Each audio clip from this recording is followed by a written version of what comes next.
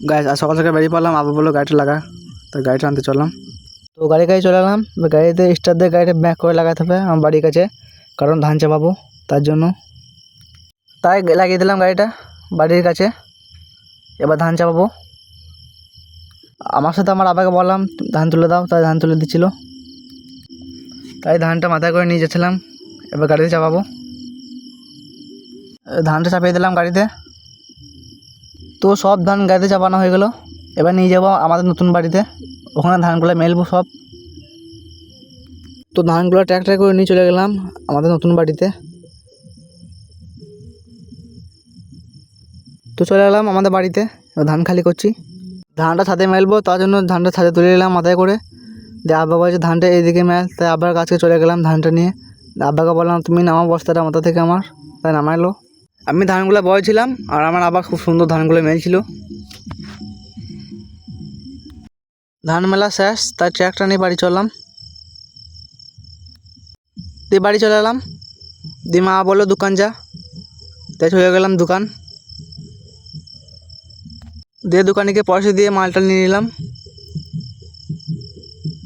দিয়ে বাড়ি চললাম। ওখান থেকে সে আবার খাবারটা নিয়ে চলে গেলাম, ধান মেলছে ওখানে তার জন্য।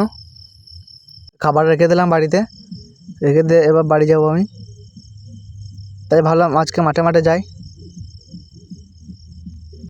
তো বাড়ি থেকে এসে একটু মাঠ দিয়ে গেলাম হাওয়া খেতে, দিকে হাওয়া দেয় না, খুব রোদ, তাই ভাবলাম পালিয়ে যাই। পালানোর সময় দেখি এই বন্ধুটা গেম খেলছে বসে বসে এখানে খেলা, তাই বসলাম ওর কাছে একটু। এই বন্ধুর কাছ থেকে একটু বসে বাড়ি চলে এলাম। বাড়িতে এসে গা ধুয়ে নিলাম, দিয়ে চলে এলাম আমার রুমে একটু শুবো, আজকে অনেক পরিশ্রম হয়েছে আমার।